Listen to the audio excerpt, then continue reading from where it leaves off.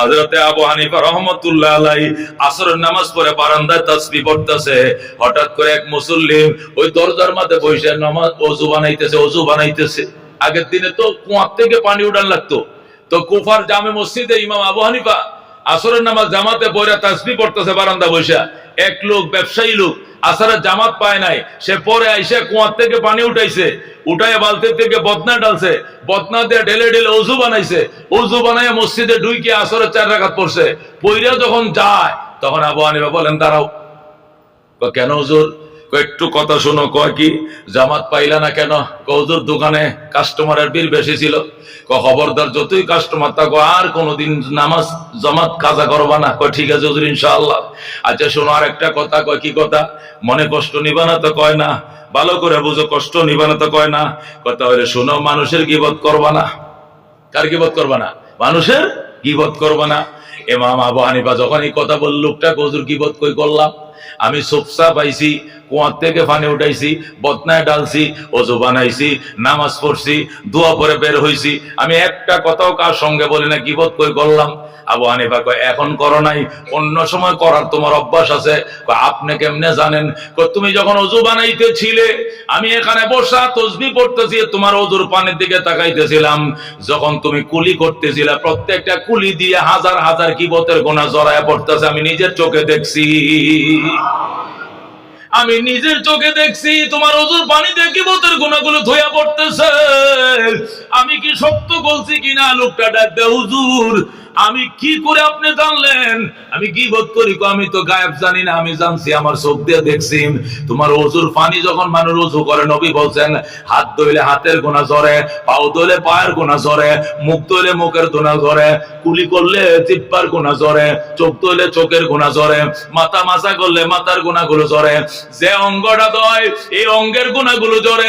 এই ঝরার দৃশ্যটা দেখার ক্ষমতা আল্লাহ ইমাম আবু হানিফাকে দান করছে। ধরে কোন আল্লাহু আকবার।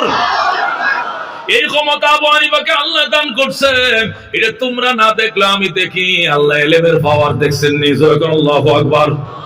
ইমাম আবু হানিফা রাহমাতুল্লাহ আলাইহি ঈদগাহর মাঠে বয়ান করতেছেন। বাচ্চারা ঈদগাহর ওই কোণার মাঠে বল খেলতেছে। হঠাৎ করে একটা বল আইসা মারছে, জোরে আবু হানিফার সামনে পড়ছে।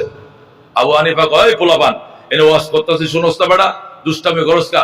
হুজুর আর দুষ্টামি করবো না, বলটা দিয়ালাম, আয় লয়ে যা। কারণ বল ধেরা তো 11 জন প্লেয়ার, বল নিতে কোনটাই আইবো? এইটা কয় তুই যা, এটা আইতেছে না, তুই যা, আইতেছে। 10টা একজন আরেকজনকে ধাক্কাতে 10 জন সিলিন্ডার করছে যে আবু হানিফার সামনে থেকে বলটা আনার পাওয়ার আমাদের নাই। কিন্তু 11 নম্বরটার নাম হলো বিপ্লব। কি নাম?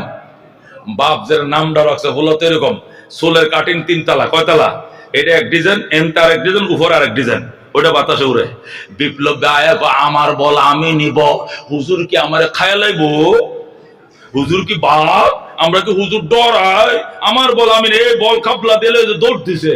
আবু হানিফা মাশাআল্লাহ বুকের ভাড়াটা 11টা ফুলাফান 10টাই সাহস পাইল না আমার সামনেতে বলটা নিত।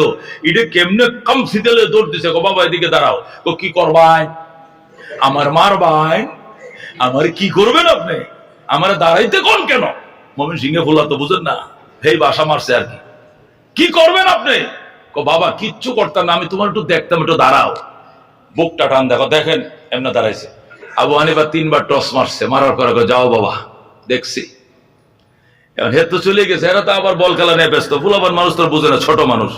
কিন্তু সামনের যারা ওয়াজের শ্রোতা যারা, এরা হুজুর কি দেখলেন? যা দেখার দেখছি। কি দেখলেন?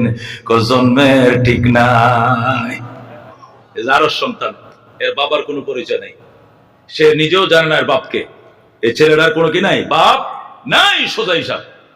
এখন 2 জন মুরব্বী চ্যালেঞ্জ করলো, হুজুর কোন কি এই ছেলেটা আমগো এলাকায় থাকে, ছোট থেকে ওরে সিনিয়র, বাপ নাই, বলেন কি বাপ ছাড়া কি সন্তান কয়? কথা হলে ওয়াজ আজকে এতটুকু রেখে দিলাম, আগে যাচাই করো আমার কথা যদি সত্য না হয় কাল থেকে আর ওয়াজ করবো না। আবু হানিফা ঈদগার মুসল্লি ছুটিতে ছেড়ে দিছে। 3 সদস্য বিশিষ্ট কমিটি যায়, তদন্ত কমিটি ওই বিপ্লব বাড়িতে গেছে। যায় দেখ মুরব্বী মানুষ চেয়ারে বসে রয়েছে। চাচা আসসালাম আলাইকুম। আলাইকুম সালাম। বিপ্লব আপনাদের কি লাগে? কি লাগে? কাজে লাগাইছে।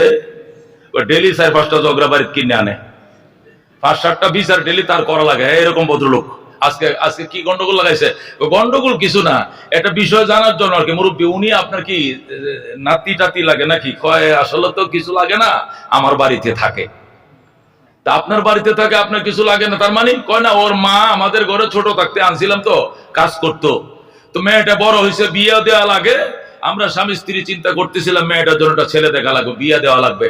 হঠাৎ আমার ওয়াইফে কইতো শুনছ লাভলি তো প্রেগনেন্ট হয়ে গেছে। ও মা বিয়ে দিলাম না শাদী দিলাম না প্রেগনেন্ট কম নইলো, তা তো জানি না, যেমনি হোক প্রেগনেন্ট হয়ে গেছে। প্রেগনেন্টের থেকে পরে এই বিপ্লব হয়েছে। এমন হি যেদিকে যায় মনে করেন ঝগড়া যত আছে সব কিনে বাড়িতে নিয়ে আয়। এই হলো ভদ্রলোকের অবস্থা। ইমাম আবু হানিফা রাহমাতুল্লাহ আলাইহি দেখা মাত্র বললেন যে এই ছেলের জন্মের ঠিক নাই। আর এই ঘটনা তদন্ত করতে 3 ঘন্টা লাগছে। 3 ঘন্টা পরে আইসা আবু হানিফা গালের মাঝে চুমা দেওয়া শুরু করছে। ওই ইমাম আবু হানিফা দিকে আসো, তোমার কপালে চুমু দেই, আল্লাহ তোমাকে এই দূরদর্শিতা কেমনে দান করলো। আল্লাহু আকবার। لقد زان البلاد ومن عليها إمام المسلمين أبو حنيفة فما في المشرقين له نذير ولا في المغربين ولا بكوفة سبحان الله। এ দোস্ত বলতেছিলাম উলামায়ে কেরামকে আল্লাহ একটা সম্মান দান করছে। ওই দেশ অনেক শান্ত থাকবে, ওই দেশ সুস্থ থাকবে, ওই দেশ খুব সমৃদ্ধশালী হবে যে দেশের উলামায়ে কেরাম সম্মানী। কথা কোন ঠিক কিনা? যে দেশে ঘিয়ের দাম আর সোয়াবিন তেলের দাম এক দাম, এই দেশে কোনোদিন শান্তি কইরা পাইবা না। কথা কোন ঠিক কিনা? ঘি তো ঘি কোনোদিন সোয়াবিন তেল হবে না। কথা কোন ঠিক কিনা? ঘিয়ের দাম আর সোয়াবিন তেলের দাম যদি এক হয় তাহলে পাবলিকের দাম আর উলামায়ে কেরামের দাম এক। একই কথা। কথা কোন ঠিক কিনা? উলামায়ে কেরাম আমাদের মাথার তাজ। হযরত জি এনামুল হাসান সাহেব রাহমাতুল্লাহ আলাইহি 2011 সালে সর্বশেষ যেদিন বিশ্ব ইজতেমায় ছিলেন, এরপর থেকে তো গ্যাঞ্জাম লাগছে তবলিগ নিয়ে। 11 সালে সর্বশেষ যিনি বিশ্ব ইজতেমা বয়ান করেন, মুনাজাতের আগে আমি একবার ফ্যান্ডেলের সামনে বসে আল্লাহু আকবার। আমার আব্বু আইছিল। ময়মনসিংহ ওয়ালারা কিন্তু স্টেজের সামনে কি পায়? জায়গা পায়। বিশ্ব ইজতেমার স্টেজের সামনে জায়গা পাইতে হলে ময়মনসিংহের লোক হওয়া লাগবে, অন্য কোনো ডিস্ট্রিক্টের লোক হইতে পারবে না। তার কারণ হলো এখানে যারা থাকবে ওরা চিরা আর ওই গুড় খায়া দিন কাটাইতে হবে, যাতে প্রস্রাব পায়খানার জরুরত কম হয়, সব সময় জমে এখানে বসে থাকতে পারে। আর যারা স্টোভ গুতাবি আর ফুলকপি বাঁধাকপি ফাঁকাও, আজকে সকালে বিরিয়ানি, দুপুরে খিচুড়ি, রাত্রে বেলায় আবার কি মাছ গোস, যারা ওই পিকনিকে থাকে ওরা ওয়াজ শোনায়, ওই ইজতেমা যায় বয়ান শোনার সময় পায় না, ওরা খালি ওই রান্না বাড়াতে থাকে। এই জন্য বিশ্ব ইজতেমার উসুল হলো মুরব্বীদের ময়মনসিংহের কিছু কুরবানির সাথী যারা শুকনা কিছু চিরা এবং গুড় নিয়ে আসবে, 3 দিন চিরা গুড়ের উপর জীবন কাটাবে। 24 ঘন্টা একবার প্রস্রাব করলে চলবে, বাথরুমে একবার গেলে চলবে, 3 দিন তার গোসলের প্রয়োজন হবে না, এদেরকে বসায়। তা আমার আব্বা চিল্লার সাথে পুরাতন আমার নিয়ে বসাইছে, আমারে কয় আমি তো এখানেই পড়াই, তুমি আমার সাথে থাইকো। এবার আমাদের সব পুরাতন সাথীরা সামনে জায়গা পাইছি, তো আমাদের নেত্রকোনার সামনে জায়গা পাইছে, তুমি বসো। সামনে বসে শুনলাম আল্লাহু আকবার। এনাম হাসান সাহেব রহমতুল্লাহ বলতেছিলেন, আই ওলামায়ে কেরাম, আই দুনিয়াকে মুসলমানও। তিনি বলতেছিলেন, আই দুনিয়াকে মুসলমান ও হে জগতের মুসলমান, মুঝে মালুম নেই আয়েঙ্গা আয়েন্দা সাল আসে কোগা কে নেই। আগামী বছর বিশ্ব ইজতেমা আমি আসতে পারবো কিনা আমি জানি না, সম্ভবত আমি নাও আসতে পারি। এরপরে আর আসতে পারেন নাই। আল্লাহু আকবার। উলামায়ে কেরাম কো কদর করনা, আলেমদেরকে কদর করবেন। উলামায়ে কেরাম হামারে আঁকু কে সুরমে হে, ওনার ভাষা। তিনি বলেছিলেন উলামায়ে কেরাম আমাদের চোখের সুরমা, হামারে আঁকু কে সুরমে হে সেরো কে তাজে হে। উলামায়ে কেরাম আমাদের মাথার তাজ, আমাদের চোখের সুরমা। আগারও কলম হতে তো জেব মে রাখতে। উনি লেখছেন, যদি উনি বলছেন যদি কলম হইতো তাহলে সবসময় পকেটে রাখতাম, আলেম রেখে পকেটে রাখতাম। আগার কুর্তা হতে তো বদন মে পেহেনতে, যদি আলেম উলামা যদি জামা হইতো সবসময় জামাটা পরে রাখতাম, শরীর থেকে পৃথক হতে দিতাম না। জোরে কোন আল্লাহু আকবার। এইভাবে ওসিয়ত করে গিয়েছিলেন। আর আজকে সেই উলামায়ে কেরামের ওসিয়তের ব্যাপারে আজকে তারই নাতির পক্ষ থেকে, তারই বংশধরের পক্ষ থেকে এমন বিশৃঙ্খল পরিস্থিতি সৃষ্টি করা হয়েছে। আমার আশঙ্কা হচ্ছে যে বিশ্ব ইজতেমার নিয়ামতটা মনে হয় বাংলাদেশ থেকে চলে যাওয়ার সম্ভাবনা আছে। কথা ঠিক কিনা? এটা অন্য কোনো দেশ ওরা নিয়ে যায় কিনা সম্ভাবনা দেখা দিয়েছে। আয়েলে কালিমা, নামাজ, রোজা, এলেম ও জিকির, একরামুল মুসলিমিন, সহিনিয়ত, তাবলীগ, এই 6টা জিনিস শিখছে। শিক্ষা কয় আমি আলেম হয়ে গেছি। আলেম লাগতো না। কথা ঠিক কিনা? আমি বলবো হয়ে গেছে, মৌলবি লাগতো না। আরে কি বলতে চাও তুমি বাজান? আলেমের কাছে সহবতে যায় এগুলো শিখছে, শিখে এখন আলেমের বিরুদ্ধে বিদ্রোহ করে। আমার তো মনে হয় ওই ঘটনা, শ্বশুর বাড়িতে জামাই গেছে, শাশুড়ি এত বড় মুরগা জবে করছে, মুরগা জবে করিয়া নতুন আলু দিয়ে সুন্দর করে ঝোল করে পাকাইছে, জামাই ঝোল দিয়ে ভাত খাইলেছে। শাশুড়ি কয় তোমার জন্য মুরগি জমা করছে জামাই, তুমি মুরগির গোশত একটা পিছল হইল না, কারণটা কি? কতটা মুরগিটা জমা করছেন, মুরগির থেকে ঝোলের মজা বেশি, এই জন্য ঝোল দিয়ে খাইয়ে লাইছি। বুঝছেন কথা? শাশুড়ি কয় তুরু মগার ঘরের মগা, তুই এত বড় মগা থাকলে কি আমার মাইয়া বিয়ে দিতাম তোর কাছে? জোলের থেকে গোশতের থেকে জোলের মজা কেমনে বেশি হয়? মুরগিটা হুদাই জবে করছে না, করে দরকার ছিল না এই রাতারা জবে করা, কারণ গোশতের থেকে জোলের মজা বেশি, আমি জোল দিয়ে খাইয়ে লেছি। ওই যে কইছে শাশুড়ি দুরু মগা, গোশত দিয়া জোলডারে মাইকিয়া বয়সি দেখেই গোশতের স্বাদটা জোলের মধ্যে আইছে, এই জন্য জোল মজা লাগে। গোশত ছাড়া যদি গরম মশলাতে রান্তাম, এটা রং চা হইল, জোল হইল না। কথা কোন ঠিক কিনা? করোনার টাইমে কি এলাচি দারচিনি দিয়াটি আমরা গরম পানি খাইছি না সারা দিন? ডাক্তারে কি বলছে? খালি গরম পানি খাও, গরম চা খাও, গরম চা। পাতিল তো সবসময় বয়ে রাখছি ঢাকা শহরে, খালি কি একটু বড় করে গরম পানি, সাথে কি একটু এলাচ দারচিনি ইত্যাদি দিয়া। এটা কি মুরগির ঝোল খাইছিলাম না চা খাইছিলাম? চা। এখন জামাই বলতেছে মোরগটা হুদাই জবে করছেন, কোনো দরকার ছিল না। মোরগের থেকে কে মজা বেশি? ঝোলের মজা বেশি। ওই মফিজে যেরকম বলছে মুরগির থেকে ঝোলের মজা বেশি, মুরগির দরকার ছিল না। আমাকে তো সে কিছু তাবলিগ গলা বের হয়েছে, আলেম থেকে চিল্লার মজা বেশি, আলেম লাগবে না। জোরে কর নাউজুবিল্লাহ। আলেম সারা চিল্লা দিলে খোদার কসম মসজিদে বসে বলতেছে এটা পিকনিক হবে, চিল্লা হবে না। পিকনিক কারে কয়? লাকড়ি লও, ডেক্সি লও, চাউল ডাল ছাতে লয়ে লও, সিলেটের দরগা যামু, নাহলে কোনো পাহাড়ে যামু, নাহলে সাগর পাড়ে যামু, পাকশাক করমু, খামু, ঘুরে ঘুরে চলে আসবো। এটা তোমার পিকনিক হবে, খেতে পারবা। যে বুল আলহামদু সূরা নিয়ে গেছো, এই বুলটা নিয়ে বাড়িতে আইবা। যে সূরা আলহাম তারা যেটা ভুল নিয়ে গেছো, এই ভুল নিয়ে বাড়িতে আইবা। তোমার সূরা কেরাত সত্য হবে না, হবে না, হবে না। এই জন্য দোস্ত, এই ভুলগুলোর থেকে আপনারা ফিরে আসুন, এই ভুলগুলোর থেকে ফিরে আসেন। আলেমদের বিরুদ্ধে যদি বিদ্রোহ করেন, নামাজটা কার পিছনে পড়বেন? কোন আলেম ছাড়া কি কোনো মসজিদে ইমাম বানাইবো কেউ? কোন কমিটি বলবে যে 3 চিল্লা দিলে ইমাম বানায় দিব, আলেম লাগতো না? এরকম কোন মসজিদে কোন ইমাম আছে যে আলেম ছাড়া খালি 3টা চিল্লা দিলে আমি তার ইমাম বানাই নেবো? এরকম কোন ইমাম আছে? তাহলে জুমার নামাজ পড়লে আলেম লাগবে, ঈদের নামাজ পড়লে আলেম লাগবে, ওয়াজ শুনলে আলেম লাগবে, তাফসীর শুনলে আলেম লাগবে, মসজিদে নামাজ পড়লে আলেম লাগবে, জানাজা পড়লে আলেম লাগবে, দোয়া পড়লে আলেম লাগবে। আপনি যাবেন কোথায়? আলেম ছাড়া আপনার রেহাই তো নাই। এই জন্য উলামায়ে কেরামকে সম্মান করেন, আল্লাহ কবুল করে। জোরে করে আমিন। উলামায়ে কেরামকে ইজ্জত করবেন, যা চাইবেন আল্লাহ তাই দিবে। যেরকম আল্লাহু আকবার। আল্লামা কারি তৈয়ব সাহেবের একটা ঘটনা বলে শেষ করছি। আল্লামা কারি তৈয়ব সাহেব রাহমাতুল্লাহ আলাইহি খুতবাতে হাকিমুল ইসলামে লেখে, আফগানিস্তানের বাদশা সুলতান মাহমুদ গজনবী উনি ভারতের বিভিন্ন হিন্দু রাজাদের বিরুদ্ধে 17 বার আক্রমণ করেছে। কথা ঠিক কিনা? 17 বার অ্যাটাক করেছে। কত বড় পাওয়ারফুল এবং শক্তিশালী বাদশা! আফগানিস্তানের মতো ছোট দেশ আইসা মহাভারতের প্রেসিডেন্টের বিরুদ্ধে 17 বার আক্রমণ করেছে। সেই সুলতান মাহমুদ গজনবী রহমতুল্লাহ আলাইহি বলেন, আমি একদিন কান্দাহার থেকে কাবুলে যাচ্ছিলাম। আল্লামা কারি তৈয়ব সাহেব ঘটনা আনছেন। কান্দাহার থেকে রাষ্ট্রীয় কাজ ছেড়ে মন্ত্রী পরিষদ নিয়ে কাবুলে যাচ্ছিলাম।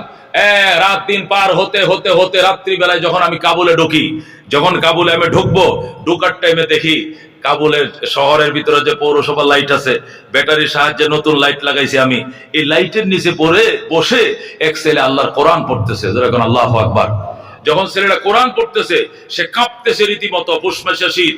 আর ওটি হলো হিলটেক্স এলাকা, পাহাড়ি এলাকা, বরফ পড়ে। এই বরফ পড়তেছে আর ছেলেটা কাঁপতেছে, শীতের পর্যাপ্ত কাপড় নেই, আল্লাহর কোরআন পড়তেছে। সুবহানাল্লাহ। সুলতান মাহমুদ গজনবী ঘোড়ার বহর নিয়ে মন্ত্রী পরিষদ উজির নাজির নিয়ে আসতেছে। ছেলেটাকে যখন দেখলো ওই পৌরসভার লাইটের নিচে বসে আল্লাহর কোরআন পড়তেছে, সুলতান মাহমুদ গজনবী কোরআন থেকে লাফ দিয়ে নামছে। নাইমে ছেলেটাকে পাঁচা মারে বুকের সাথে ধরছে। বাজান, তোমার কি নাম? কয় আমার নাম আব্দুর রহমান। তুমি এখানে কি করো? আমি আল্লাহর কোরআন পড়ি। এখানে পড়ো কেন রাস্তায় বইসা? কয় এখানে রাস্তায় বইসা পড়ি তার কারণ হলো আমার সাথী ভাইদের হারিকেনে আমি পড়ি। সাথী ভাইরা 10টা বাজে শুয়ে যায়। 10টা বাজে তখন তারা শুয়ে যায়, তাদের হারিকেন নিভিয়ে ফেলে। তাদের হেরিকেন যখন নিভিয়ে ফেলে, তখন তো আমার নিজের তো হেরিকেন না, আমি এতিম সন্তান, আমার বাবা নাই, আমার মা নাই, আমার হেরিকেন নাই, আমি কোথায় পড়ব? আমার মেধা কম, আমি পৃষ্ঠাগুলো বিনা লুকমা এখন ইয়াদ করতে পারি নাই।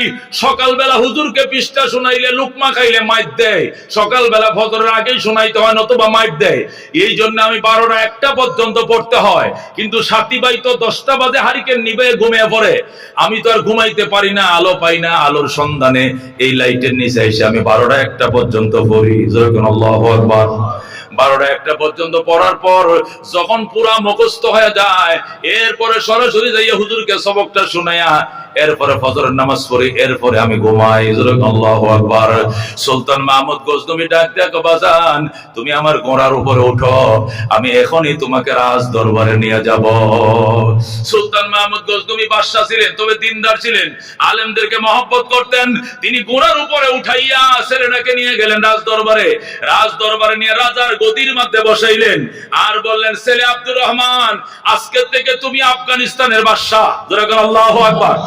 তোমাকে বাদশা বানাইলাম, এই বলে ছেলেটাকে খুশি করলেন। আর ডাক দিয়ে বললেন, তুমি বলো বাবা, হারিকেন কিনলে কয় টাকা লাগে? হারিকেনের তেল মাসে কয় টাকা লাগে? আল্লাহু আকবার। এরপরে খাতা কলম নিয়ে সুলতান মাহমুদ বলতেছে, বলো হেরিকেন কিনলে কয় টাকা? কয় 5 টাকা।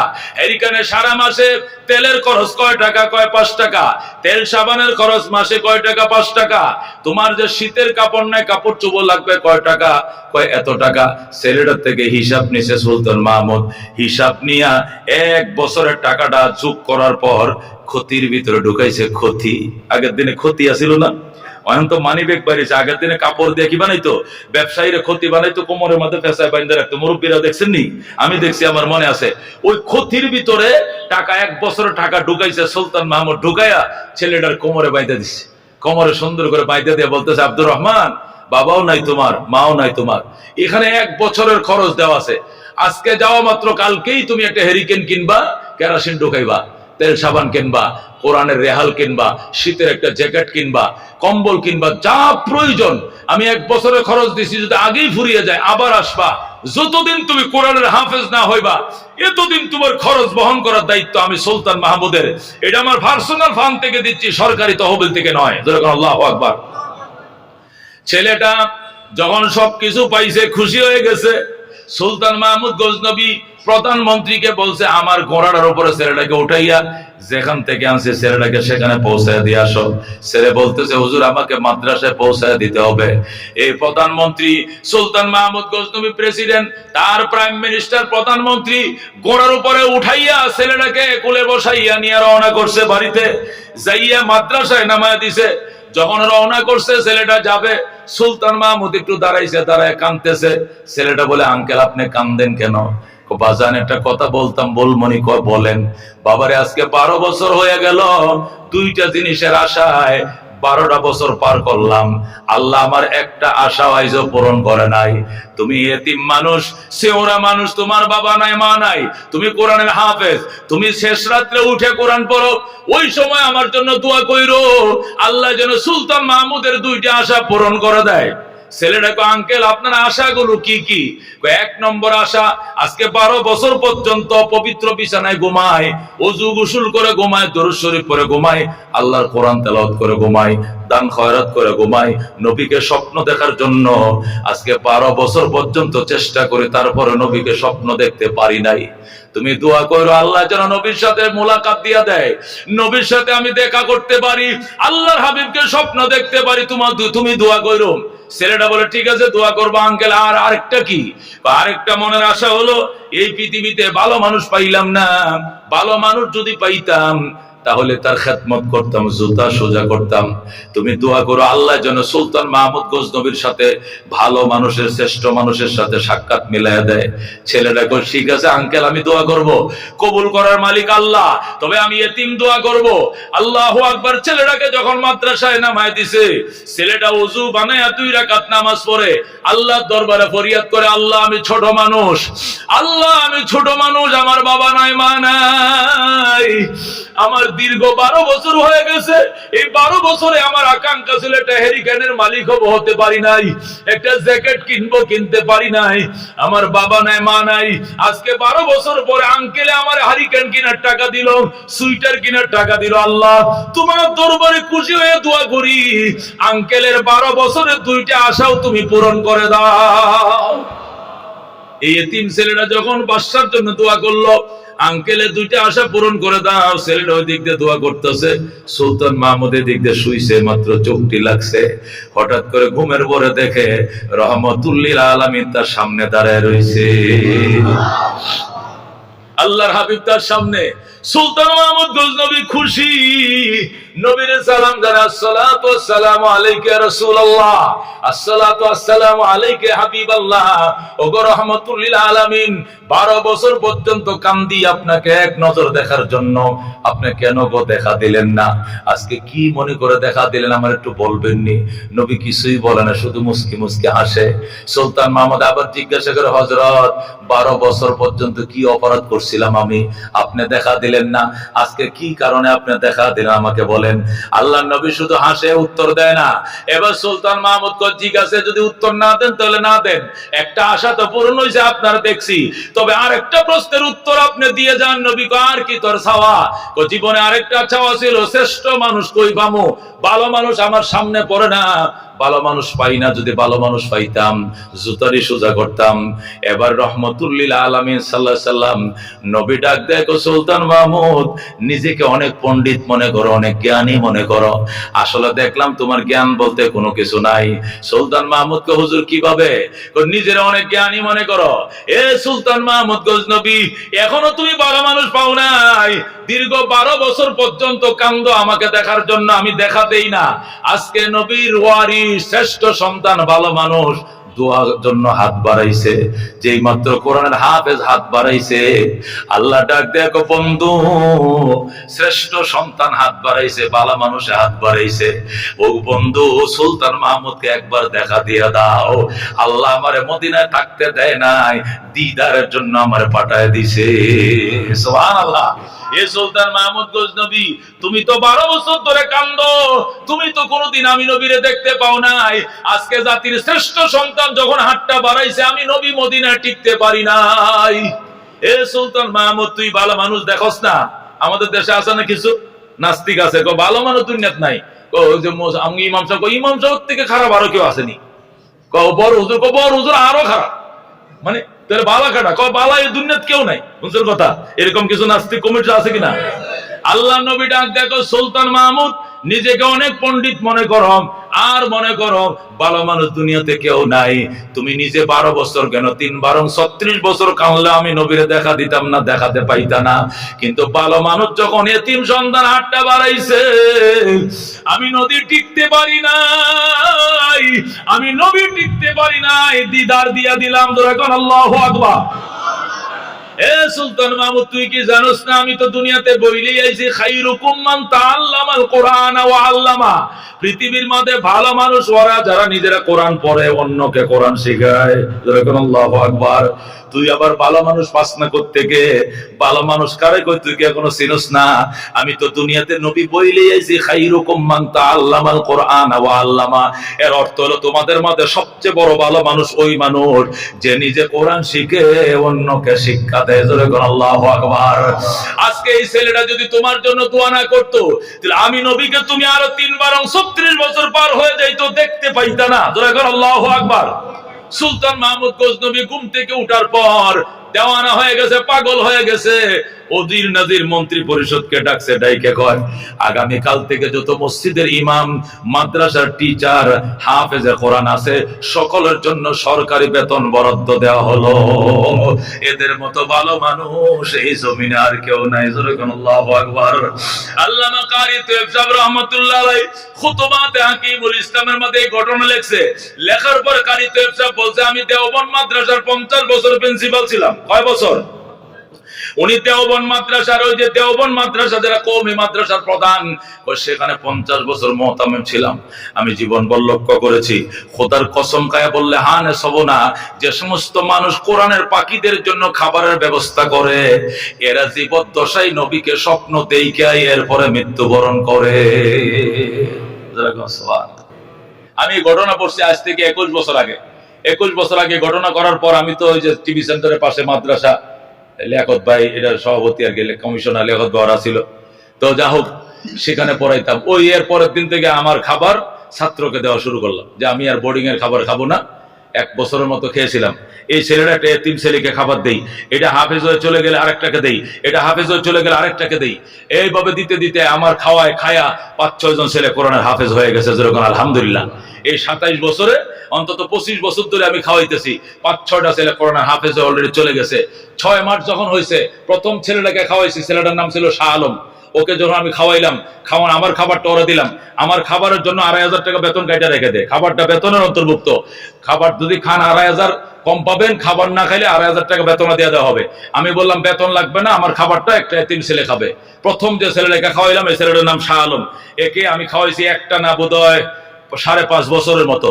তো 6 মাস ওকে খাওয়ানোর পরেই আমি রাত্রে স্বপ্ন দেখতেছি, আমি এক পাহাড়ের ঢালে দাঁড়িয়ে আছি। পাহাড়ের ঢালের মধ্যে সব লাল মাটি। কি মাটি? লাল মাটি। এখানে গম হয়ে রয়েছে, গম ক্ষেত আছে না, গম হয়ে রয়েছে। গমের শীষ গুলো পাইকিয়া বাতাসে মাটিতে হাইলে পড়ে রয়েছে। হঠাৎ করে দেখি গম ক্ষেতের মাঝে মাঝে আল্লাহর ওলিদের মিলন মেলা। এই 10-12 জন গেরাউদে বসে থাকে, মাঝখানে একজন বসা।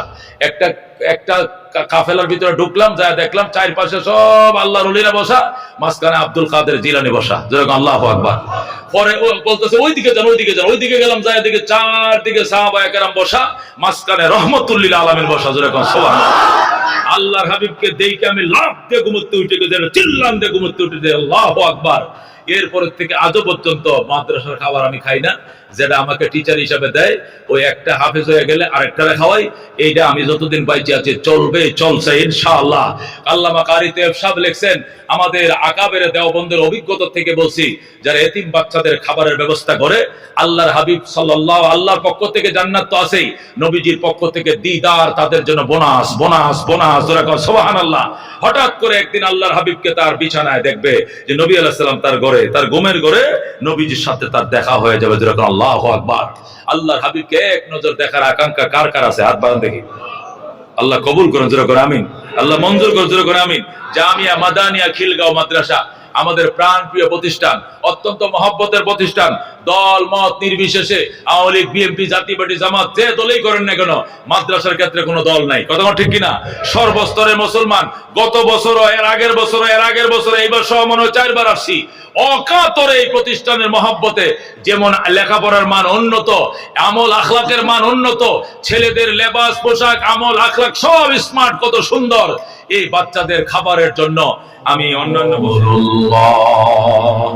সাল্লাল্লাহু আলাইহি ওয়াসাল্লাম জামিয়া মাদানিয়া খিলগাঁও ঢাকার আয়োজনে কৃতি ছাত্রদের পাগড়ি পুরস্কার অনুষ্ঠান উপলক্ষে আয়োজিত ওয়াজ ও দুয়ার মাহফিলের সম্মানিত সভাপতি, আজকের মাহফিলের প্রধান অতিথি জনাব বর্ষিয়ান জননেতা জনাব মির্জা আব্বাস সাহেব সহ এলাকার অন্যান্য বরেণ্য ব্যক্তিবর্গ, হযরত উলামায়ে কেরাম, মুরব্বিয়ান আযম, বেরাদরান ইসলাম, পর্দার আড়ালের পর্দানশীল মা ও ভগ্নীগণ, ব্যস্ত জীবন, শহরে নগরে গ্রামে গঞ্জে কোথাও মানুষ অবসর নেই। প্রত্যেকটা মানুষই ব্যস্ততায় জীবনযাপন কাটায়, জীবনযাপন করে।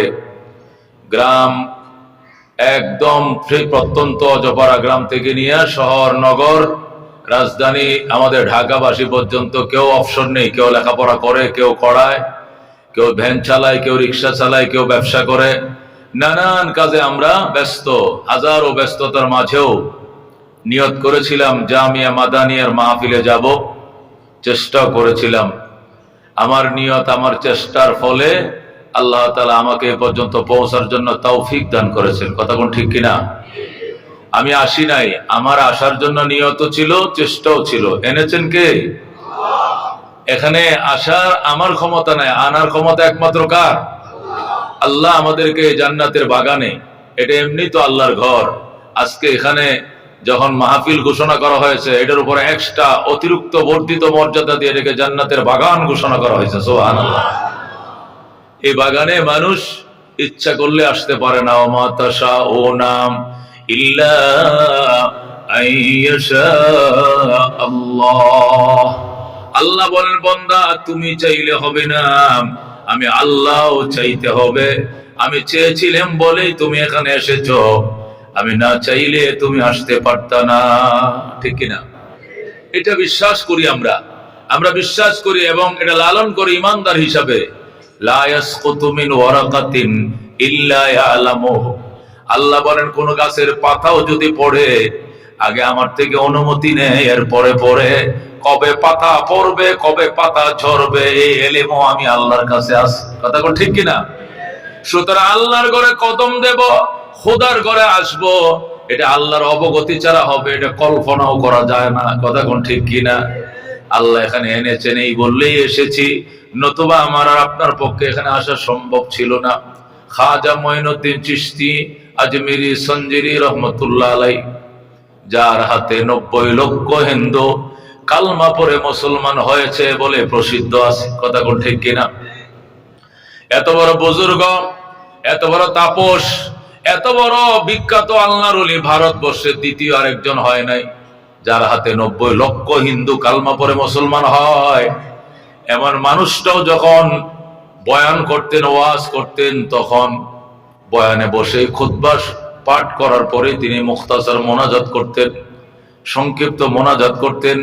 সে মোনাজাতের মধ্যে তিনি এই কবিতাটা বারবার বলতেন, আগার আজ জানে বেমাশোক নবাশাত কশাশে তালেবে আশিক বেচারা নরসত বজায়ে। তিনি এই কবিতাটা পাঠ করতেন সব সময়। আগার আজ জানে বেমাশোক, মাহবুবের পক্ষ থেকে, প্রিয়তমার পক্ষ থেকে যদি নবাশাত কশাশে উৎকর্ষ না থাকে, টান না থাকে, চুম্বক না থাকে, ম্যাগনেট না থাকে, তাহলে তালেবে আশিক বেচারা নরসত বজায়ে, প্রেমিক বেচারা সারা জীবন প্রেমিকার পিছু দৌড়াইলেও প্রেমিকার পক্ষ থেকে উৎকর্ষ না থাকলে সে তার টার্গেটে পৌঁছাইতে পারবে না। কথা কোন ঠিক কিনা? দুনিয়াতে একটি ছেলে যদি একটি মেয়ের পিছনে দৌড়ায়, দীর্ঘদিন দৌড়ানোর পরেও যদি দেখে যে মেয়েটা তাকে ফাত্তাই দেয় না, তাহলে সে পিছ ছেড়ে দিবে, যে না এর পিছনে দৌড়ায় আর লাভ নাই। মোবাইল নম্বর চাইছি দেয় না, ফেসবুক লাইন চাইছে এটাও দেয় না, ইউটিউবের লাইন চাইছে এটাও দেয় না, জিমেইল নম্বরটা চাইলাম এটাও দেয় না। আমার সঙ্গে মোটর সাইকেলে উঠো, তোমাকে ফুচকা খাওয়াবো, এটাতেও সে রাজি না। তোমাকে অ্যান্ড্রয়েড সেট কিনে দিবে, আমার সেটেরও দরকার না, এটাতেও সে রাজি না। এমন ভাবে এত বাইল দেওয়ার পরেও যদি সে বাগিয়ে আনা সম্ভব না হয়, এর পিছনে এই ছেলেটা জীবন বরবাদ করবে, তার টার্গেটে সে পৌঁছাইতে পারবে না। ঠিক কিনা? এটা তো জাগতিক দুনিয়ার এই জগতের একটা উদাহরণ দিলাম। আল্লাহ বলেন, বান্দা তুমিও যদি আমাকে পাওয়ার জন্য দৌড়াও, তোমার দৌড়ানি অব্যাহত থাকবে। তুমি দৌড়াইবা, চেষ্টাও করবা, নিয়ত করবা, দৌড়াইবা, তবে যতক্ষণ আমার পক্ষ থেকে তোমার প্রতি ইশারা না হবে, টান না হবে, হেদায়েতের হাওয়া তোমার গায়ে লাগায় না দেব, এতক্ষণ পর্যন্ত দৌড়াইবা, আমি মাওলাকে তুমি পাইবা না। কতক্ষণ ঠিক কিনা? আল্লাহ তাআলার দয়া, আল্লাহ তাআলার মায়া আমার চেষ্টার থেকে অনেক গুণে অ্যাডভান্স। কতক্ষণ ঠিক কিনা? আল্লাহ বলেন, বান্দা আমি আল্লাহর আলোচনা যদি তুমি মনে মনে করো, আমি আল্লাহর জিকির আর ফিকির যদি মনে মনে করো, তোমার জিকির ফিকির আমি মনে মনে করি, তুমি যদি আমি আল্লাহকে পাওয়ার জন্য মানুষের ময়দানে আমার গল্প করো, আমার বরত্বের আলোচনা করো, আমি আল্লাহ তোমার গল্প আমি ফেরেশতার সমাজে করি। সুবহানাল্লাহ। তুমি বান্দা আমাকে পাওয়ার জন্য যদি 1 বিঘা অগ্রসর হও, আমার রহমত তোমার দিকে 1 হাত অগ্রসর হয়। আল্লাহু আকবার। তুমি যদি আমাকে পাওয়ার জন্য 1 হাত অগ্রসর হও, আমার রহমত তোমার দিকে 2 হাত অগ্রসর হয়। তুমি যদি আমার দিকে হেঁটে হেঁটে আসো, আমার রহমত তোমার দিকে দৌড়ায় দৌড়ায় যায়। কথা কোন ঠিক কিনা? বোঝা গেল বান্দার চেষ্টার থেকে আল্লাহর দয়া, আল্লাহর করুণা এটা অনেক অ্যাডভান্স, অনেক অ্যাডভান্স। কথা কোন ঠিক কিনা? এই জন্য দোস্ত বিশ্বাস করি আমরা মুসলমান হিসাবে ক্ষমতায় বসাই কে? ক্ষমতার থেকে নামাই কে? গাছে ফল কে দেয়, খেতে ফসল কে দেয়, দুস্থ সমৃদ্ধশালী সংসার দেয় কে? গাছের ফল কার? আকাশের চাঁদ কার? আকাশের সূর্য কার? পাহাড় পর্বতের মালিক কে? 15 বছরের সংসার ভেঙ্গে চুরমার করে দিল কে? বেচারি রান্না করা খাবারটা খায়াও যাইতে পারলো না, এই পরিস্থিতি তৈরি করছে কে? কে তৈরি করছে? আল্লাহ বলেন ওয়াতিলকাল আইয়াম নুদাবিলুহা বাইনান নাস, ওয়াতিলকাল আইয়াম নুদাবিলুহা বাইনান নাস। এই দিন দিন নয়, আরো দিন আসবে, এই দিন ঘুরায়া ফিরাইয়া আমি আল্লাহ মানুষের মাঝে আর কেউ আনে না, আমি আল্লাহ নিজেই আনি। ঠিক সরকারকে তাড়াইছে কারা? ছাত্ররা, মৌলবীরা, উলামায়ে কেরাম, বিএনপি, যুব দল, ছাত্র শিবির। আল্লাহ মিশা কথা, আমি নিজে তাড়াইছি। আল্লাহু আকবার। সূরা আলে ইমরান আল্লাহ বলল তিলকাল আইয়াম নুদাবিলুহা বাইনান নাস, ওই দিন ঘুরে ফিরে আমি আল্লাহ মানুষের মধ্যে আনি। আল্লাহু আকবার। তারা তো যাইতে চাইছিল না, তারা স্বপ্ন দেখছিল 2041 সাল। কয় সাল? তারা 41। আর আল্লাহ কয় 24-এর 5 আগস্টের পরে 1 মিনিট আগাইতে দিব না। কথা কোন ঠিক কিনা? এই জন্য দোস্ত, মানুষ তো অনেক কিছু নিয়ত করে, অনেক স্বপ্ন দেখে, সব স্বপ্ন কি আর সত্যি হয়? হয়নি সব স্বপ্ন। নাবালেক ফোলা স্বপ্ন দেখছে বিয়ে করছে, শ্বশুর বাড়িতে যায়। নাবালেক ফোলা স্বপ্ন দেখছে ওর বাড়িতে যায়, শ্বশুর বাড়িতে বিয়ে করছে। ঘুমোতে উঠে দেখে যে সিরা খাতা কাউতে শুয়ে রয়েছে। কিরে, আমি না শ্বশুর বাড়িতে গেলাম, এখন তো তুই বিছানায়। স্বপ্ন দেখতেছে রাস্তার কিনারে বসে প্রস্রাব করে, একদম প্রস্রাব শেষ হয়েছে, এরপরে ঘুমোতে উঠে দেখে খাতা নিজে ভিজা। কিরে মায় কয়, তুই কামটা কি করলি? তুই কামটা কি করলি? শীতের দিনে খাতাটা ভিজাইলি। আমি কি খাতার প্রস্রাব করছি? আমি তো রাস্তার কিনারে বসি। এখন এই যে আমারও তো দেখাইছে রাস্তার কিনারে প্রস্রাব করতেছি, এখন যে আমি খাতায়, এটা তো আমি খেয়াল করি নাই। এক লোক খাতা কামড়ায় খায় ফেলতেছে। বিবি সাহেব নতুন খাতাটা সিলাইছে, নতুন খাতাটা সিলে তুমি কামড়াও কি জন্য? গুমত্তন থাবায় উঠাইছে। আমি স্বপ্ন দেখতেছি আখ খাইতেছি, কুশিয়াল খাইতেছে, আমি খাতা আমি জানিনি। আমি স্বপ্ন দেখছি কুশিয়াল কামড়াইতেছি, আমি যে খাতা কামড়া এটা তো বলতে পারি না। এই স্বপ্নের তালে তালে খাতাও ছাপাইতেছে। খাতা নতুন খাতা সিলাইছে, খাতা ছিঁড়ে নাও। বেগম সাহেব খাতা ছিঁড়ে লাইতেছে। বউ কয় এটা ঘুমাইবো তো খাতা কামড়ায় কারণটা কি? পরে আমি স্বপ্নে বসছিলাম, স্বপ্ন দেখতেছি আখ খাইতেছি। কি খাইতেছি? আখ যেমনে কামড়ায় খাই, আমি তো আখের নিয়তে কামড়াইতেছি। তোমার নতুন খাতা ছিঁড়ে লাইছি, আচ্ছা তুমি মাফ করে দাও, এটা তো আমি স্বেচ্ছায় খাই নাই। স্বপ্নে তো মানুষ কত কিছুই দেখে। কথা কোন ঠিক কিনা দোস্ত? আল্লাহ ছাড় দেয়, ছেড়ে দেয় না। কথা কোন ঠিক কিনা? উলামায়ে কেরামকে ইফতার খাইতে দেয় না সারাদিন রোজা রাখার পরে। এক ডোব পানি খায় রোজা রেখেছে, সারাদিন রোজা রাখার পরে ইফতার খেতে দেওয়া হয় নাই। ইফতার দিয়েছে তো আর সেহরি খাইতে দেওয়া হয় নাই। কথা ঠিক কিনা? যে সমস্ত উলামায়ে কেরাম জীবনে হাঁটুর উপরে কাপড় উঠায় নাই, সেই সমস্ত উলামায়ে কেরামের অন্ডকোষের মধ্যে কারেন্টের শর্ট দেওয়া হয়েছে। নাউজুবিল্লাহ। উলঙ্গ করে ছবি তোলা হয়েছে এবং বেগানা নারীকে এনে ধরানো হয়েছে এবং ছবি ছেড়ে দেওয়া হয়েছে। চরিত্রহীনতার মহড়া দেখানো হয়েছে। পাবলিক হিটার খায় না, পাবলিক হিটারে দুধ খায় না, পাবলিক সব জানে। কথা ঠিক কিনা? এই জন্য দোস্ত, সব খেলা কার? अगर एक तो नहीं मेरा तो कोई शय भी नहीं मेरी, जो तो मेरा तो सब कुछ मेरी, फलक मेरा जमी मेरी। উলামায়ে কেরামের সম্মান আল্লাহ বলেন ওয়াল্লাযিনা উতুল ইলমা দারাজাত, যাদেরকে ইলম দিয়েছি এদেরকে অসংখ্য মর্যাদার মালিক বানাইছি। সুবহানাল্লাহ। এক একটা আলেমের সম্মান প্রেসিডেন্টের থেকেও বেশি, প্রাইম মিনিস্টার চেয়েও বেশি। কথা ঠিক কিনা? কই প্রেসিডেন্ট অ্যাডভোকেট হামিদ সাহেব 2 টার্ম ছিলেন, 2 বার 2 টার্ম স্পিকার ছিলেন, 2 বার প্রেসিডেন্ট ছিলেন, 7 বারের এমপি ছিলেন। এখন তো কেউ জিজ্ঞায় না। কথা কোন ঠিক কিনা? এখন সাধারণ পাবলিক। কিন্তু উলামায়ে কেরাম সে এরশাদের সমাজে ইজ্জতওয়ালা ছিল। জিয়ার সামনে আরো ইজ্জত বাড়ছে, খালাদের বেলা আরো বাড়ছে, আওয়ামী লীগ বেলা আরো বাড়ছে, ফখরুদ্দিনের বেলা আরো বাড়ছে। যারা কমাইতে চেষ্টা করছো ইজ্জত কমে নাই, আরো 10 গুণ বাড়ছে। কথা কোন ঠিক কিনা? কারণ ইলম এটা এমন এক সম্পদ, ইলম এমন একটা সম্পদ, এটা মন্ত্রী মহোদয়ের আলমারিতে নাই, এটা এমপি সাহেবের আলমারিতে নাই, এটা মেয়র মহোদয়ের চাবি গাড়ির ভিতরে নাই। এলেম এমন একটা দন, এই দন নবীদের দন, এটা একমাত্র উলামায়ে কেরামকে দেওয়া হয়েছে। এটা কারো বাড়িতে নাই, কারো পথপোস্টে নাই, এটা স্পেশাল একটা আল্লাহ তাআলার দান, এটা উলামায়ে কেরামকে দেওয়া হয়েছে। উলামায়ে কেরামের জামাটা কম দামে থাকতে পারে, পাঞ্জাবিটা সেরা থাকতে পারে, গড়িটা কম দামের হতে পারে, জুতারি কম দামের হতে পারে, কিন্তু যে নিয়ামতটা দেওয়া হয়েছে এমন দামি নিয়ামত আর কারো বাড়িতে নাই। কথা ঠিক কিনা?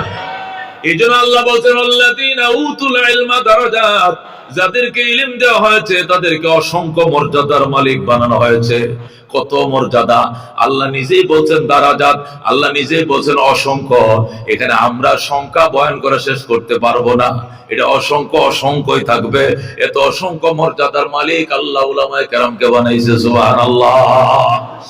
আমি ঘটনা তো শুনাইছি আপনাদেরকে, মুযাকারা করি। হারুন রশিদ যখন ইরাকের প্রেসিডেন্ট, আব্দুল্লাহ ইবনে মুবারক পাশেই মাদ্রাসার প্রিন্সিপাল। আব্দুল্লাহ ইবনে মুবারকের মাদ্রাসা হারুন রশিদের প্রেসিডেন্টের ভবন পাশাপাশি ছিল, কাছাকাছি ছিল। 1 লক্ষ ছেলে পড়ে আব্দুল্লাহ ইবনে মুবারকের মাদ্রাসায়। বিকালবেলা ছেলেরা খেলতে আসে, তখন মাদ্রাসার মাঠ ছোট, জায়গা হয় না, প্রেসিডেন্ট পার্কের মধ্যে ঢুকে গেছে। প্রেসিডেন্ট পার্কে যখন ঢুকছে তখন হারুন রশিদের স্ত্রী যায়েবুন্নেসা, এই হারুনের 2 স্ত্রী ছিল, একটা ছিল বিবি জুবাইদা আর একটা ছিল যায়েবুন্নেসা। জুবাইদাটা দিনদার ছিল, যায়েবুন্নেসার একটু গাওরা ছিল, নাস্তিক টাইপের ছিল। যায়েবুন্নেসা ডাক, দেখো হারুন, এই যে মৌলবীরা আমাদের পার্কে ঢুকছে, প্রেসিডেন্ট পার্কে, এটা আমাদের নিরাপত্তার জন্য ঝুঁকি, রাস্তা আটকায়া দাও। হারুন রশিদ ডাক, দেখো যায়েবুন্নেসা, জ্ঞানী মেয়ে মনে করি তোমাকে বিয়ে করেছিলাম, আমি জানতাম না তোমার ভিতরে জ্ঞান বলতে কিছু নাই। গোটা ইরাকবাসীর রাস্তা বন্ধ করতে পারি, কিন্তু আলেমদের রাস্তা বন্ধ করার ক্ষমতা হারুন রশিদের নাই। এই ক্ষমতাই আমার নাই। যায়েবুন্নেসা তো অবাক, তার কপালে উঠছে চোখ। বলে তো, আপনি বলেন কি স্যার, আপনার ক্ষমতায় না, আপনি দেশের প্রেসিডেন্ট, আর মৌলবী এই দেশের একজন নাগরিক, সে আলেম হইলে তাতে কি হয়েছে? আলেম হইতে পারে, আল্লাহ তারা যে দন দিছে এই দন আমার কাছে নাই। সে এমন দনে ধনী, এই দন আমার কাছে না, আমি তার কাছে ভিখারি। আল্লাহু আকবার। তুমি বলো কি আমি তার রাস্তা বন্ধ করব? গোটা ইরাকের মানুষের রাস্তা এদিক দিয়ে বন্ধ করে দিতে পারি, কিন্তু আলেমদের রাস্তা বন্ধ করতে পারবো না। আল্লামা কারি তৈয়ব সাহেব এই ঘটনা খুতবাতে হাকিমুল ইসলামে আনছে। কারি তৈয়ব সাহেব লেখে, এরপরে যায়েবুন্নেসা ডাক, দেখো তাহলে একটা প্রশ্ন। কি প্রশ্ন? তুমি বড় নাকি মৌলভী আব্দুল্লাহ ইবনে মুবারক বড়? আমি তোমার থেকে জানতে চাই। তুমি রাস্তাই বন্ধ করতে পারবা না, তাহলে প্রেসিডেন্ট হইছো কি জন্য? বোঝা গেল তুমি হুজুরের থেকে ছোট। অবশ্যই ছোট। আল্লাহু আকবার। তুমি কার সঙ্গে কারা তুলনা করো? আমি হারুন রশিদ প্রেসিডেন্ট, ইরাকের প্রেসিডেন্ট। এই দুনিয়ার প্রেসিডেন্ট ছিল নমরুদ, দুনিয়ার প্রেসিডেন্ট ছিল সাদ্দাত, কারুন, ফেরাউন। আমি প্রেসিডেন্ট হারুন রশিদ, প্রেসিডেন্ট নমরুদের দনের ওয়ারিশ পাইছি, প্রেসিডেন্ট কারুনের দনের ওয়ারিশ পাইছি, প্রেসিডেন্ট সাদ্দাতের দনের ওয়ারিশ পাইছি, প্রেসিডেন্ট ফেরাউনের দনের ওয়ারিশ পাইছি। আর আব্দুল্লাহ ইবনে মুবারক দু জাহানের বাদশা রহমাতুল লিল আলামিনের দনের ওয়ারিশ পাইছে। رزينا قسمة الجبار فينا لنا علم وللأعداء مال فإن الماء لا يفنى عن قريب وإن العلم يبقى لا يزال لقد زان البلاد ومن عليها إمام المسلمين أبو حنيفة فما في المشرقين له نذير ولا في المغربين ولا بكوفة مرحبا। এই জন্য হারুন রশিদ ডাক, দেখো যায়েবুন্নেসা, আমি প্রেসিডেন্ট হারুন, প্রেসিডেন্টের কাছে প্রেসিডেন্টের দন পাইছি, আমি পাইছি নমরুদের দন, আমি পাইছি ফেরাউনের দন, আমি পাইছি কারুনের দন, আমি পাইছি সাদ্দাতের দন। আর আব্দুল্লাহ ইবনে মুবারক পাইছে বিশ্ব নবীর দন। আল্লাহু আকবার। আমার মতো লক্ষ লক্ষ হারুন রশিদকে যদি এক পাল্লায় ওঠাও, আর আব্দুল্লাহ ইবনে মুবারকের জুতার তলের বালুগুলো এক পাল্লায় ওঠাও, তার পদতলির ওজন আল্লাহর দরবারে বেশি হবে। সুবহানাল্লাহ। হে দোস্ত, এদেরকে বলে আলেম। এই জন্য এরা কথাবার্তা অনেক সময় হিসাব ছাড়াই বলে ফেলায়। কয় দেখেন প্রাইম মিনিস্টারে কেমনে কয়, প্রধানমন্ত্রীরে কেমনে বলে, প্রেসিডেন্টকে বলে, দলকে মেনশন করে কথা বলে, কত বড় সাহস। মামুনুল হক কে ওরে ডরাইলো না জীবনে, ফয়জুল করিম কে ওরে ফাত্তা দিল না জীবনে। কারণ আছে বাজান, এরা এলেমের টুকরা, এলেমের জাহাজ, এলেমের আগুন। এটা দুনিয়ার কাউকে ভয় করে না। এটা বই করবো কেন? আল্লাহ তাদেরকে এলেম দান করেছে। এই যে এমন এক টুকরা, এখানে সব যাবে, সেখানে সিলিন্ডার করবে, উনি কারো সামনে সিলিন্ডার করবে না। এটাই স্বাভাবিক কথা। দোস্ত, ও দোস্ত, বাদশাহ সুলাইমান আলাইহিস সালাম যখন শুনলো হুদহুদ পাখির মাধ্যমে যে আমার রাজ্যে, এই দুনিয়ার রাজ্যের মধ্যে আরেকজন রানী আছে। সুলাইমান তো বলতেন আমার রাজ্যে সূর্য ওঠে, আমার রাজ্যে সূর্য ডুবে, তামাম দুনিয়ার বাদশা আমি, দ্বিতীয় কোনো বাদশা নাই। কিন্তু হুদহুদ পাখি যখন আইসা বলল, স্যার এক ঘটনা থেকে চোখ কপালে উঠছে। কি ঘটনা? আমি পানির সন্ধানে এই জর্ডানের আম্মান থেকে আমি ইয়েমেনের সাবায় চলে গেলাম। ইয়েমেনের সাবা নগরীতে যায় দেখি এক মহিলা নিজেকে রানী দাবি করেছে। আর সুলাইমানকে বাদশাও মানে না, আল্লাহকে রবও মানে না। সে রব মনে করে, সূর্যকে সূর্য পূজা করে, আর নিজেকেই রানী মনে করে। সুলাইমানকে তো 2 পয়সার দাম দেয় না, পাত্তাই দেয় না। সুলাইমান আলাইহিস সালাম বললেন, এত বড় সাহস! এ হুদহুদ, খাতা দে, কলম দে। পাখি খাতা কলম নিয়ে আইলো। সুলাইমান আলাইহিস সালাম চিঠি লিখলেন কার কাছে? বিলকিসের কাছে। ইন্নাহু মিন সুলাইমান ওয়া ইন্নাহু বিসমিল্লাহির রহমানির রহিম, আল্লাহ তাআলা আলাইয়া ওয়া আতুনি মুসলিমিন। যারাকান আল্লাহু আকবার। সুলাইমান চিঠি লিখছে 3টা লাইন। চিঠির মধ্যে কয় লাইন? 1 নম্বর লাইন হলো ইন্নাহু মিন সুলাইমান, পত্র লিখিলাম আমি সুলাইমান, দাউদ নবীর ছেলে আমি সুলাইমান, চিঠি লিখলাম, প্রেরকের নাম দিল। 2 নম্বর ওয়া ইন্নাহু বিসমিল্লাহির রহমানির রহিম, পরম করুণাময় দয়ালু আল্লাহর নামে আমি পত্র লেখা আরম্ভ করিলাম। যারাকান আল্লাহু আকবার। গেল 2 নম্বর লাইন। 3 নম্বর লাইনে লেখা আল্লাহ তাআলা আলাইয়া ওয়া আতুনি মুসলিমিন। এ নারী সুলাইমান, অহংকার দেখাইবি না। তুই কোনো রানী না, তুই কোনো রাজা নয়, তুই আমার অধীনস্থ একজন প্রজা। সোজা আমার কাছে সারেন্ডার করে হাজির হয়ে যাও। অহংকার দেখাইবা না, সারেন্ডার করে হাজির হয়ে যাও। চিঠি পাওয়া মাত্র অহংকার না দেখায় হাজির হয়ে যাইবা সুলাইমানের দরবারে। যেরকম আল্লাহু আকবার।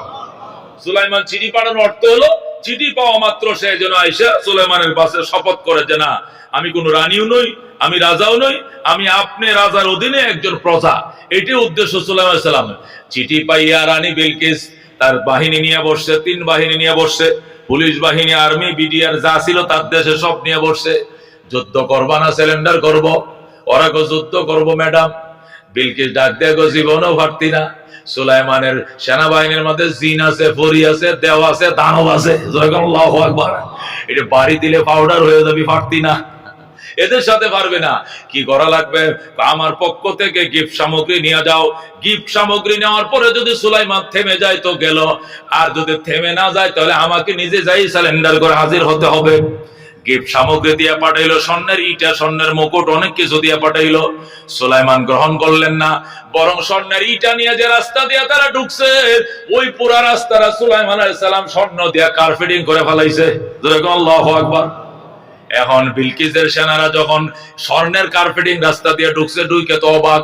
অল্প সোনা নিয়ে গিফট দেওয়ার জন্য যাচ্ছে সুলাইমানের কাছে, আর সুলাইমান দেখি গোটা রাস্তায় স্বর্ণের ইটা দিয়ে কার্পেটিং ঢালাই করে ফেলছে। এই লোকের কাছে সামান্য ইটা নিয়ে যাওয়াটা ভিক্ষাও হবে না, যাওয়া যাবে না। সুলাইমান আলাইহিস সালামের দরবার থেকে তারা ফিরে গেল। সুলাইমান বললেন, হুদহুদ খবর কি? কয় স্যার, ওনারা তো প্রতিনিধি দল আসছিল, তো আপনার যে রাস্তার কার্পেটিং ব্যবস্থা দেখে ওনারা তো চলে গেছে, আপনার সাথে একটু কথাও তো হয়েছে, দূর এরা এখন ম্যাডাম নিজে আসতেছে। আল্লাহু আকবার। সুলাইমান আলাইহিস সালাম ডাক দেয়া কয়, ম্যাডাম আসতেছে? হ্যাঁ, তাহলে একটা কাজ করম। কি কাজ? কয় বিলকিস যেখানে ওই যে 1600 কিলোমিটার, আমি আছি জর্ডানের আম্মানে, আর বিলকিস আসতেছে ইয়েমেনের সাবা থেকে জর্ডানের আম্মানের দূরত্ব 1600 কিলোমিটার। কয়শো কিলোমিটার? বিলকিস, রানী বিলকিস আমার দরবারে পৌঁছার আগে তার সিংহাসন আমার দরবারে পৌঁছে দিতে হবে। কে পারবা? দাঁড়াও। ক্বালা ইফরিতুম মিনাল জিন্নে, জিনের মধ্যে এক শক্তিশালী জিন। তাফসিরে লেখে তার বয়স তখন ছিল 2500 বছর। কয় হাজার বছর? 2500 বছরের এক পিলার, এক খাম্বা, এক বট গাছ দাঁড়াইছে। আল্লাহু আকবার। দাঁড়ায় বাহানা আতিকা বিহি ক্বাবলা আন তাকুমা মিন মাকামিকা। এ বাদশা সুলাইমান, ওরে আল্লাহর পয়গম্বর সুলাইমান, আমি বিলকিসের সিংহাসন আপনি আসন অলঙ্কিত করছেন সভাপতির চেয়ারে, এখান থেকে দাঁড়ানোর পূর্বেই আমি বিলকিসের সিংহাসন আপনার বাড়ির দুয়ারে হাজির করে দেব। সুবহানাল্লাহ। ইফরিত নামক এক জিন শক্তিশালী, সে বলল অল্প সময়ের ভিতরেই আমি বিলকিসের সিংহাসনে এখানে বিলকিস পৌঁছার আগে হাজির করব। সুলাইমান বলল কতক্ষণ লাগবে সময়? আপনি বসে থাকবেন যতক্ষণ এখানে দাঁড়ানোর পূর্বে হাজির হয়ে যাবে। সুলাইমান আমি তো অন্তত আধা ঘন্টা এখানে অবস্থান করব। তাহলে আমার লাগবে 20 মিনিট। সুলাইমান বলে 20 মিনিট হবে না, 20 সেকেন্ডের আগেই আনতে হবে। কে পারবা? দাঁড়াও। জিনেরা বলে আমরা পারবো না, আমাদের দ্বারা সম্ভব না। বিশাল বড় 7 তলা ভবন, ফাইলিং সহ গোড়ার থেকে রটমট সব উপরাইয়া আপনার দরবার হাজির করবো, 20 মিনিটেও হবে না, তাহলে আমার দ্বারা সম্ভব না। সুলাইমান কো সারেন্ডার কর। জিনেরা সারেন্ডার করছে। এবার সুলাইমান বলেন ইনসান দাঁড়াও। কে আসো? ইনসান দাঁড়াও। সুলাইমান আলাইহিস সালামের পাশেই বসে রয়েছে সুলাইমান নবীর আপন খালতো ভাই হযরতে আসিফ ইবনে বারখিয়া। হযরত আসিফ ইবনে বারখিয়া সুলাইমান আলাইহিস সালামের খালতো ভাই, সে জাপ দিয়ে দাঁড়ায় বলতেছে ভাইয়া আমি পারবো। কতক্ষণ লাগবে? চোখের পাতা পাড়ি দিলে সময় লাগবে, কিন্তু আমি রানী বিলকিসের সিংহাসন এখানে আনবো, এতটুকু সময় লাগবে না। মানে চোখের পলকে আমি এনে দিব।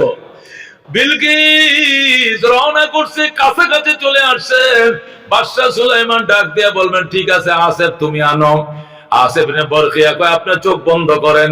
সুলাইমান নবী চোখ বন্ধ করছে, কয় খুলেন। খুলছি, কয় এই দেখেন সিংহাসন। আল্লাহু আকবার। শুধু চোখটা বন্ধ করে খুলতে দেরি, বিলকিসের সিংহাসন হাজির করতে দেরি হয় নাই।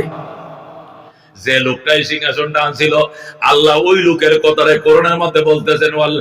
আল্লাহ রাব্বুল আলামিন বলেন আল্লাহ আল্লাযী ইনদাহু ইলমুম মিনাল কিতাব, ক্বাল আল্লাযী ইনদাহু ইলমুম মিনাল কিতাব।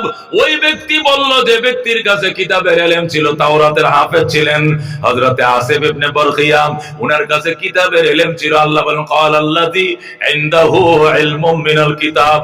ওই ব্যক্তি বলল যে ব্যক্তির কাছে কিতাবের ইলম ছিল, আনা আতিকা বিহি ক্বাবলা আইয়ারতাদ আলাইকা তরফুকা। ওরে বাদশা সুলাইমান, আল্লাহর পয়গম্বর সুলাইমান, চোখের পাতা বাড়ি দিতে দেরি লাগবে, আমি বিলকিসের সিংহাসন আনতে এতটুকু দেরি হবে না। বলেন আল্লাহু আকবার। এ দোস্ত, আল্লাহ ওই লোকটার প্রশংসা করছে, ক্বাল আল্লাযী ইনদাহু ইলমুম মিনাল কিতাব, যে ব্যক্তির কাছে কিতাবের ইলম ছিল। এবার আন্দাজ করে দেখো আলেমের কত বড় পাওয়ার। আল্লাহু আকবার। হযরতে